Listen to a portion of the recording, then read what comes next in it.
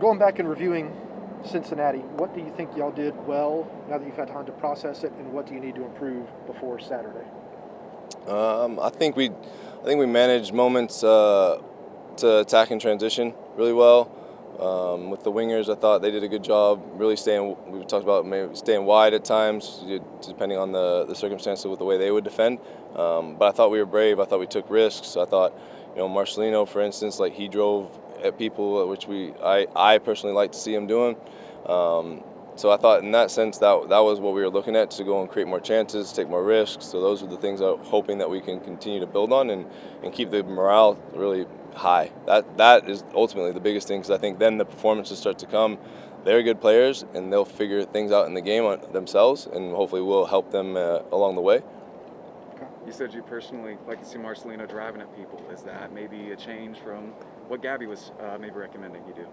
No, I mean, I think Gabby had a really good idea with what he was doing with him, and it's his own ideas. I put him in a different position, something that he's played before, something that I thought was better for the team, not because of what he was doing in the past, but I'm going to make decisions, or we as a staff are going to make decisions that we think will set the team up the best way, and luckily for that night, he had a really good performance, and hopefully it gives him some confidence that he can keep building off. He might not always play there. He's got a lot of tools that he can play in different positions, so I think that helps the group. But the other night he was really good. You mentioned the staff that's helping you make decisions. Who are those people? Who are the staff that's kind of helping you out through these games? Everyone, and I'm going to miss names here, but you've got Matt Lowry, Liam Curran, Jack Kimber, Ricardo Oliveira, Ryan Alexander, Jack Collison's been helping. Some all on the field, some just behind the scenes. You got a new member of staff, Arjun, is helping with data. You've got Joe Goebel helping with data. You've got all these people, and I didn't know it until I got thrust into this position. But you've got all these people that are here to support you. I've got Winkler, I've got Justin, I've got Kat, I've got all these people that are helping me be better at this position, and I'm learning on the fly, right? But everyone's doing their best, and that's all we can ask of everybody. And same with the players. Do your best, and we'll see where we fall from there. We've got nothing to lose, and that's what I want us all to think about. What is your style of that? Do you prefer people just come and tell you what they know, or do you prefer to go and ask them and then kind of process the information first? How do you? Well, it depends. Depends on the person that's coming to me. It depends on the type of information we're looking at. We want to structure a week or 2-3 weeks, depending on how we can build to the next opponents. So from that standpoint, I can't answer that accurately, because it's like, well, who's coming to me? What's the information? But if I look at the way Ryan and I work, he takes care of a lot of the overall bigger plan, and we can look after the players from a physical standpoint, and then we have to make then decisions of like, no, we're going to push this guy, or we're going to push this type of training, or we're going to back off it. And I mean, I can't even think of all the things that have gone on, because it's been so much. But I have a lot of feeling of being really grateful. Grateful for the opportunity, but grateful for the people that have really supported me. It's been really nice. And just speaking, what did you learn about yourself as a coach Wednesday that you'll either want to keep doing or not do on Saturday? As you can hear by my voice, I probably just need to shut up. But I told them today, I was like, that's not going to stop me. I think I'm going to keep trying to shout and scream, and just, I'm not shouting and screaming at them, but I want to encourage them. I want to help them with the game. I want to, not that they need my help again, like I want to be there. I want to be in the mix of it. I want to feel like I'm really a part of it. And that was the hardest thing, is like, the guy in front of me couldn't hear, the fourth official couldn't hear me. Maybe a good thing. But I guess I've learned that I've got some attributes that can be helpful to them. And I think part of it is just the freedom to be themselves, and the freedom to have a relationship with me, because we've talked about this, it's not permanent. When and if I do go back to whatever position that might be, I don't want this to damage it. And it might in some case, and I have to live with that. But I'm going to do what I think is best for the club. I'm going to do what I think is best for them as players into the games, and set them up to be successful.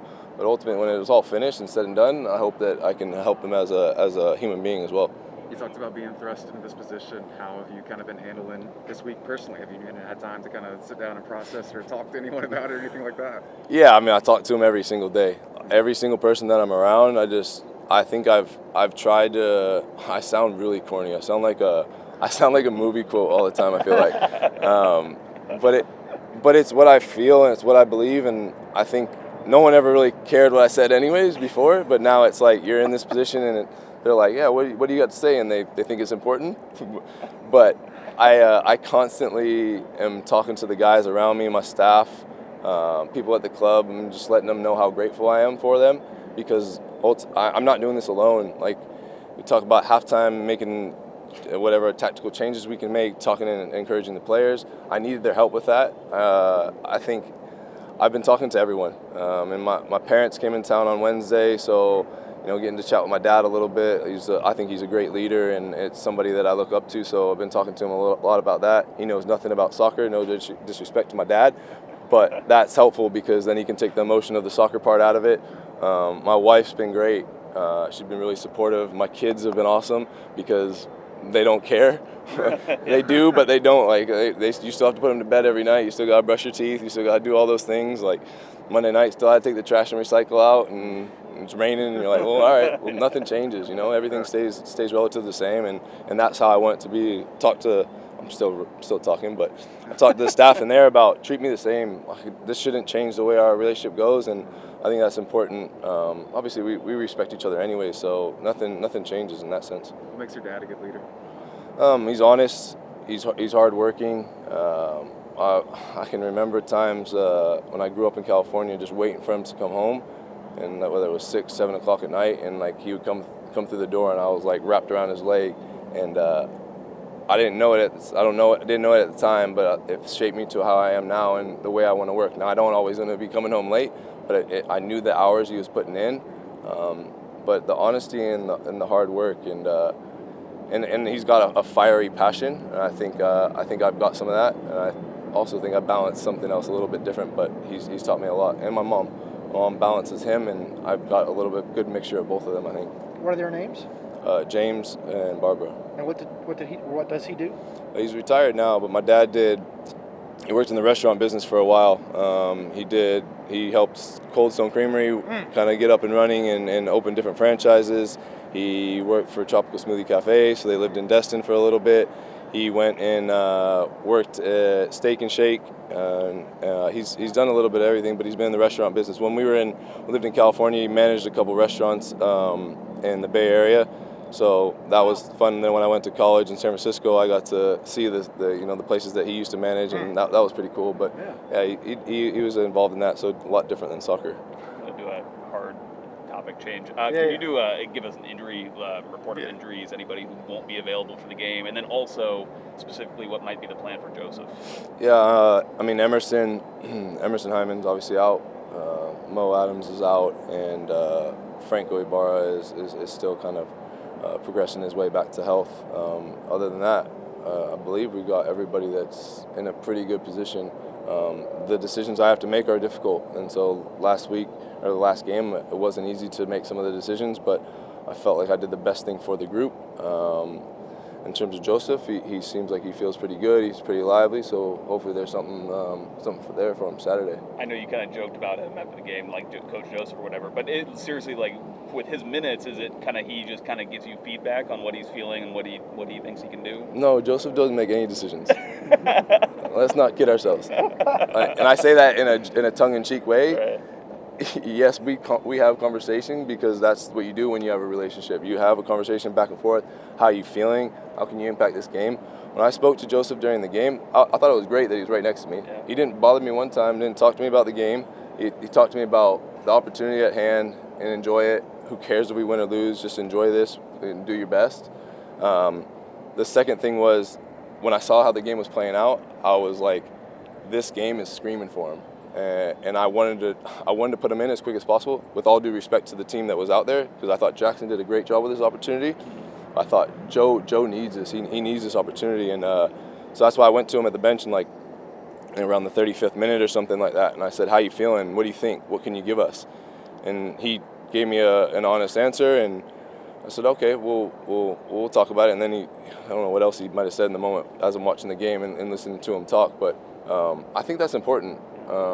Ultimately, I have to make the decisions. We as a staff have to make the decisions, and I think he'll respect that. And if he doesn't, then we have our disagreement and we move forward. But Joseph, the interaction we've had has been really good, and I'm grateful for that. What feedback did you get from Darren and or Carlos about Wednesday night? Darren They put you in this situation. Yeah, I mean, look, it's all right. Like I know I've got their support. I know they've got a belief in the group. I know they've got a belief in myself that maybe I didn't have before. So that gave me enough confidence. Darren just wished me all the best and thanked me and was just saying just go and have at it. Carlos was the same. He's kind of left me and said, not left me, but he's left me to make decisions and make the best solutions for the group. But they're both resources. They've said if I need anything to go and speak to them where I need advice or just bounce ideas off. If I need advice on how I handle you guys, just joking. But just they're there for me. So they don't. There's not necessarily one or two things that they have to say, but they've been supportive. And one more, we do have to talk about the game. What does Columbus do well that y'all got to focus on? They control the tempo of games very well. They've got a player at number 6. I think he's done all right for them. So I look forward to seeing him. He can control the tempo of a game very well. I'm very familiar with him. They've got some dangerous players. They've obviously got players missing from Gold Cup and some injuries. They've hit the injuries pretty hard, and they're well coached. I mean, they're very well drilled. They know what they're doing. They know their roles. They know their responsibilities, and they've won in this league. So that's something you can't teach. That experience is something you can't teach. But they're coming into play in front of our fans, 70,000 of them. So I hope that's something that we can get behind, and that'll maybe scare them up a little bit. One quick one. Have you seen Ted Lasso? Yeah. Yeah? What do you think? It was a great show. Yeah? You telling me I'm Ted Lasso. So people are saying on Twitter. Hey, listen, if at the end of all this, people look back and they say he doesn't know much about soccer, but he's an all right guy, I'll be happy with that. Because when I leave this place or I leave this earth, I hope that someone can say something nice about me as a person, because that's who I am. That's a good one, Thanks, Rob. Thanks, guys. Thank you.